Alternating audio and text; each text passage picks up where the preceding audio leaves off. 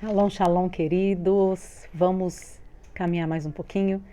Espero estar te encontrando fortalecido, animado, renovado, cheio de vigor, com ânimo para continuar caminhando, continuar aprendendo, continuar se envolvendo com os princípios do Eterno, com aquilo que Ele deixou para a gente, a forma como Ele deixou para a gente agir aqui nessa terra. Hoje nós estamos entrando no 38º dia da contagem do Homer. Quando fizermos a contagem de amanhã, vai estar faltando só 10 dias. Então, quem está atrasado aí, corre para se alinhar, continue contando.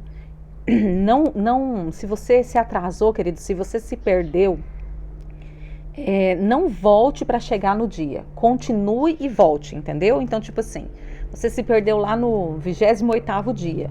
Então, você parte para frente. E daí, conforme vai dando para conhecimento, você vai estudando os outros dias que se passaram, tá? Porque se você se perder na contagem e voltar da onde você parou, você perdeu a contagem toda. Porque a contagem tem seus dias, né? Tem o dia para começar e tem o dia para terminar. Então, se você se perdeu aí, continue de agora para frente. E daí, para conhecimento, você volta lá e vai estudando e deixa o Senhor falar com você e deixa o Senhor ministrar no seu coração, amém? Hoje, nesse 38º dia, a gente vai falar sobre a quinta parte, a última parte do espírito de fortaleza. E amanhã a gente começa falando sobre o espírito de conhecimento. E daí só vai faltar conhecimento e o espírito de temor. Queridos, e hoje a gente já falou bastante do que é fortaleza e tal, né? Dessa questão desse ambiente, desse lugar, da fortaleza do que significa realmente a palavra, do que é a fortaleza do inimigo, né? E eu até falei que ontem eu ia falar sobre ser forte e corajoso, e eu dei um spoiler ontem e acabei... Eu vou trazer outra coisa hoje. Mas eu quero hoje trazer alguém que foi uma fortaleza, né? Eu falei ontem sobre a gente ser fortaleza para outras pessoas, mas eu quero trazer hoje o Deus te olhar e ver em você uma fortaleza. E para isso a gente vai falar de Davi. A gente vai ler 1 Samuel 16, versículo 18. Mas antes de ler esse texto, quem era Davi, queridos? A Bíblia não relata, a Bíblia relata algumas questões sobre Davi no sentido de que ele era ruivo, né? A Bíblia mostra que Davi era um pouquinho diferente dos demais irmãos. A Bíblia fala também que quando Samuel foi lá na casa de Jessé, né, para ungir o novo rei, os outros filhos estavam lá, mas Davi não estava. E eu quero trazer algo, e em nome de Jesus, preste atenção aí para você não falar assim, o profeta ali falando heresias, que não é esse o caso. Em Israel, além da Bíblia, né, que é de Gênesis a Malaquias, porque eles não têm o Novo Testamento, porque eles ainda esperam o Messias, eles têm o Talmud e tem outros livros, que são livros, queridos, que são importantes, que relatam histórias, que trazem ensinamentos, que trazem embasamentos. Não é livro inspirado por Deus. O livro inspirado por Deus é a palavra, né? Mas são livros importantíssimos. Em Israel, a cultura é de passar de pai para filho, certo? Inclusive foi o pai que deixou isso. Olha, vocês passem de pai para filho, todo o ensinamento. Então tem várias coisas que envolvem a cultura de Israel que não está escrito na Bíblia. Mas é história. E uma das histórias que existe, que está relacionada a Davi, é que Davi era ruivo e que Davi não estava presente na casa, nesse texto, quando Samuel foi lá na casa, né, para ungir, porque Davi não era filho biológico do pai e da mãe. Ele era um filho bastardo, ele era filho só do pai. E o que isso tem a ver com o espírito de fortaleza, né? Ou com o texto que a gente vai ler?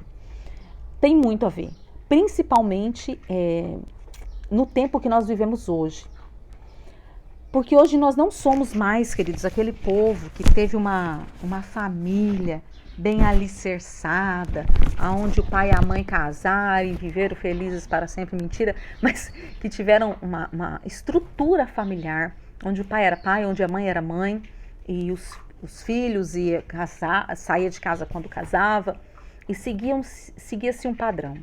Hoje, a grande maioria vem, os da minha geração não, mas daí da minha geração para baixo, aquilo que a gente gerou já vem tudo de famílias disfuncionais, onde a mãe tem o filho, tem os meus, os seus e os nossos, né? Porque a mãe tem filho, o pai tem filho, e tem os filhos depois que se unem, e são famílias que não têm um embasamento, famílias problemáticas, e isso, infelizmente hoje, nos dias de hoje, a família tradicional, a família embasada, a família fortalecida, ela é uma exceção.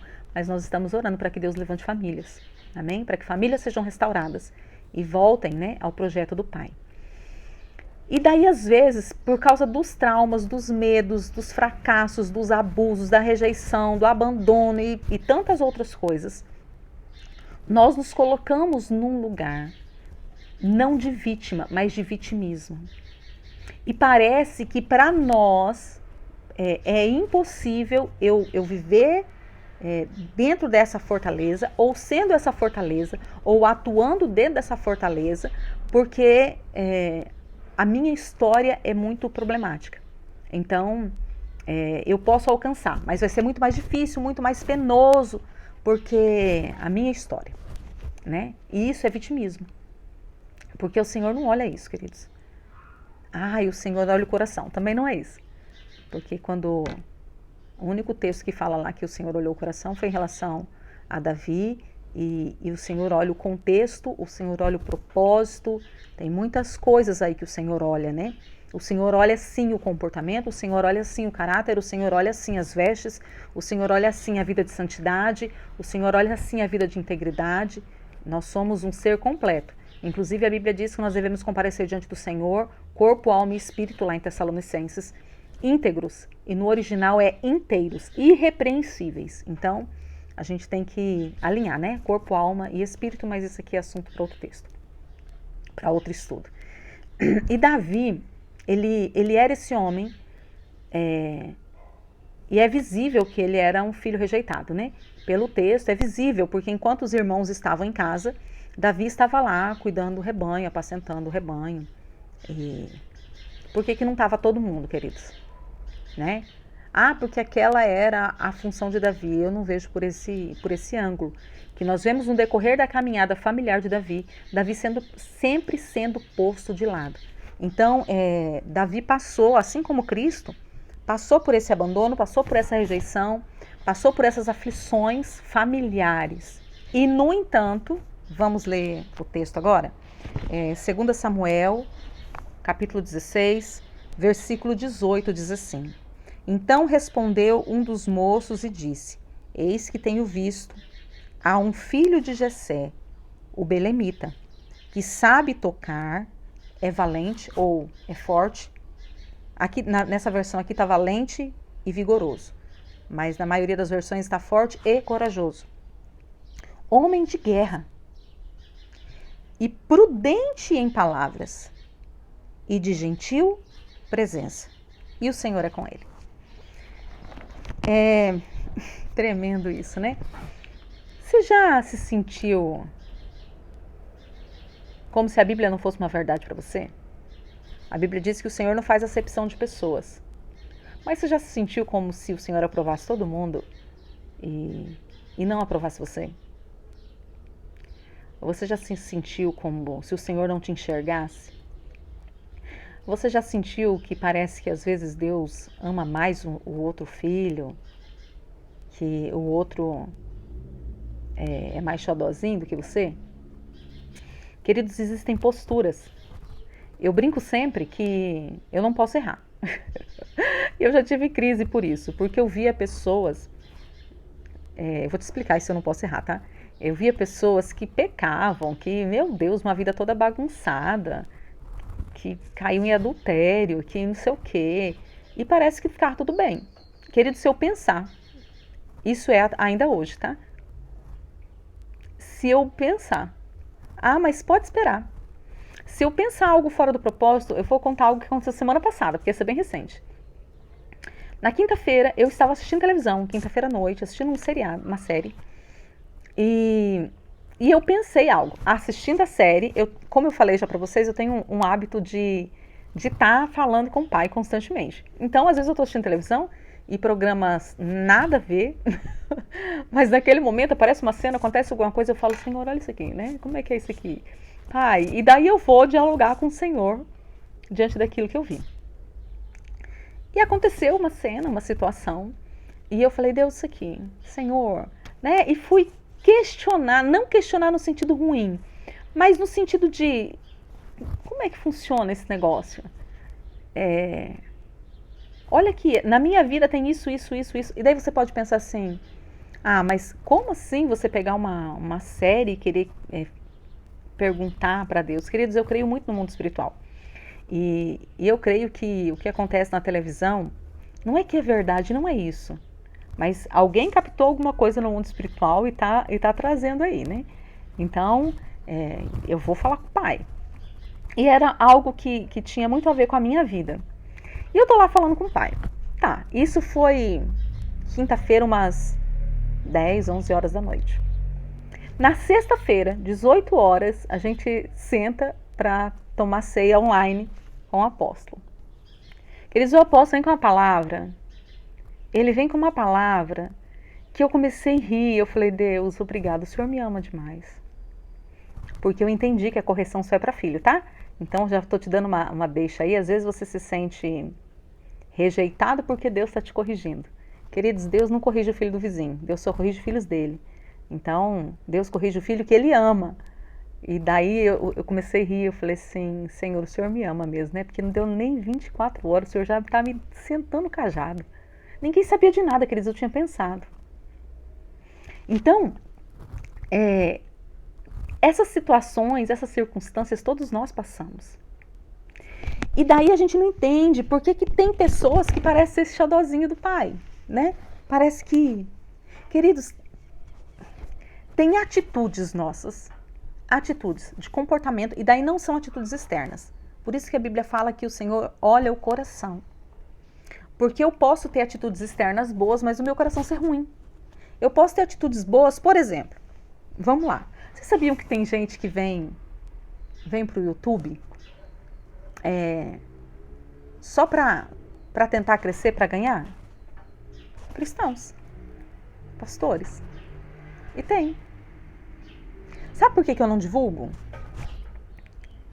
Não é porque eu não quero que cresça.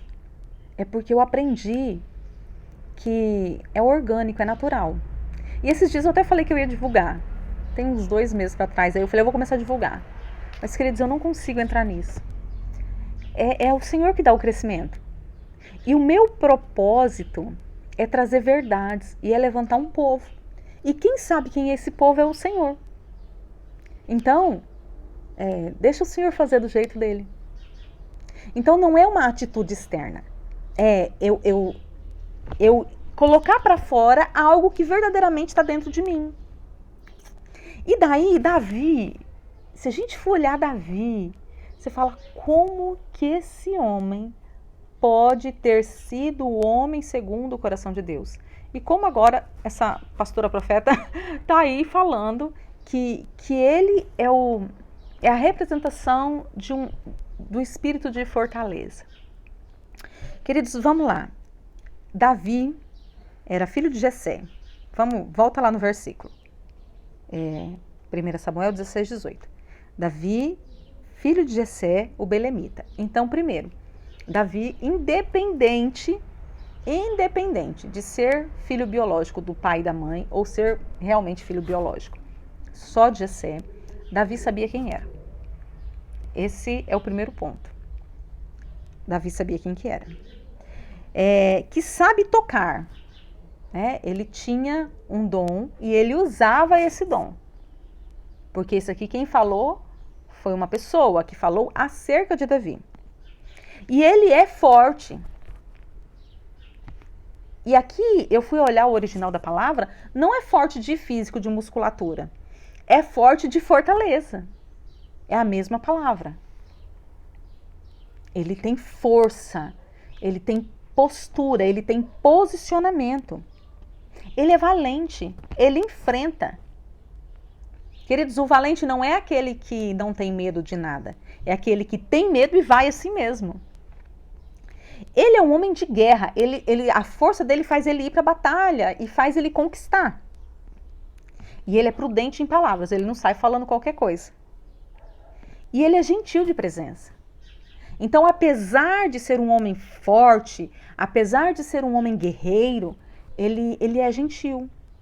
Ele não usa aquilo que ele tem para sair ferindo, para sair brigando. Não, ele é gentil de presença. E dentro desse pacote, Deus era com ele. Então existia uma força dentro de Davi que atraía a presença de Deus e fazia com que o Senhor fosse com ele. E daí, essa valentia, e agora trazendo para dentro do espírito de fortaleza, não nos torna alguém sem falhas, mas nos torna alguém com coragem de consertar. Olha só, Davi é ungido rei, mas não assume o trono. Davi foi ungido rei mais de uma vez. Demora um período, né, para que Davi realmente assuma o trono. Daí quando chega na primavera, no tempo que era para ele estar guerreando, que é nesse tempo que a gente está, Davi fica no palácio. E daí cai lá na história de Betseba, que todo mundo conhece. E ele cai no engano, quer dizer, ele não vê que ele caiu no engano. Mas quando ele é confrontado pelo profeta, ele fala, puxa, eu fiz essa besteira, tá bom, eu aceito a correção. Se a gente for olhar os salmos de Davi são assim, Senhor, olha, a situação aqui tá feia, tá? Eu tô com medo, eu tô com vontade de me esconder, mas para onde eu vou fugir da tua presença? Senhor, são coisas profundas da alma. Sabe por quê? Porque Davi sabia que o Senhor era com ele. Davi sabia que ele estava nesse lugar seguro, então ele não tinha medo de mostrar quem ele verdadeiramente era. A fortaleza do Senhor gera em nós a coragem de assumir erros, de consertar situações e de recomeçar. A fortaleza do Senhor gera em nós confiança, mas daí não confiança em mim. Queridos, eu confio. Hoje eu falei com uma amada, né? Eu falei assim, a gente pode errar. Queridos, a Bíblia diz assim, filhinhos, não peque. Mas se você pecar, tem um advogado. Então assim, não peque. Busque uma vida de santidade, busque uma vida de integridade. Mas nessa vida de integridade e santidade, você vai errar. Quando você errar, não é porque você errou que se joga no pecado. Não é porque você errou que está tudo perdido. Não, você errou, vai lá e busca um advogado. Queridos, quando eu busco um advogado, o que eu tenho que fazer? Eu tenho que expor para o advogado a causa. Olha, aconteceu isso. Se o advogado não souber a verdade, ele não pode me defender. Então, o espírito de fortaleza que estava sobre Davi, essa força. Porque não adianta, queridos, eu ter uma força para guerrear guerras externas se eu não tiver força para guerrear por mim. A primeira área de atuação que eu preciso conquistar sou eu mesma. São as atmosferas da minha alma. Então, eu preciso estar fortalecido para reconhecer o trauma, o medo, o abuso, a rejeição. Para eu reconhecer a raiva, a ira, para eu reconhecer o pecado. Eu preciso disso. E dentro desse reconhecimento, eu vou ter direito a uma nova história, a um recomeço, eu vou ter direito a perdão, eu vou ter direito à liberdade, eu vou ter direito à cura do Senhor. Então, eu falei nesses dias, né, que a fortaleza, ela me coloca num lugar, ela é um lugar, eu sou um lugar. Existe a fortaleza de Deus, existe a fortaleza do diabo. E a forma de eu sair da fortaleza do diabo e estar fortalecido na fortaleza do Espírito é eu vivendo a verdade. O que atraía,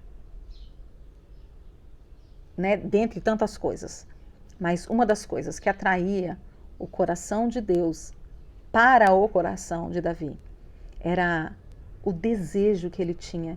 Sabe, queridos, ele tinha um desejo tão grande de vencer que ele se expunha. sabe? Ele não tinha medo. Quando ele foi vencer Golias, ele foi revestido dessa fortaleza. A fortaleza libera a arma necessária. Tentaram colocar uma outra fortaleza nele, né? Tentaram colocar as vestimentas de Saul. Mas ele não teve medo de tirar aquilo e falar, olha, isso aqui não sou eu, não. Eu não vou viver eu não sou um artista, eu não vou viver um personagem. Eu não vou me revestir de algo que eu não sou. Porque eu não estou indo no meu nome, eu estou indo em nome do Senhor dos Exércitos. E é no nome dele que eu vou vencer. E ele foi escárnio de todo mundo, ele foi escárnio dos irmãos, ele foi escárnio de Israel, ele foi escárnio de Golias. Oi, menino, você vem comigo como se eu fosse um cachorro? Com paus e pedras? Mas ele não retrocedeu, porque ele era um homem valente, porque ele era um homem de força, ele era um homem de guerra. Ele não teve medo de mostrar o que ele verdadeiramente era. Ele não quis mostrar para Golias uma força que ele não tinha. Ele falou, eu sou isso aqui mesmo, tá? Eu sou o menor da casa do meu pai, mas existe a força em mim e o Senhor é comigo, é nisso que eu vou. Isso atrai. Então você quer ser forte?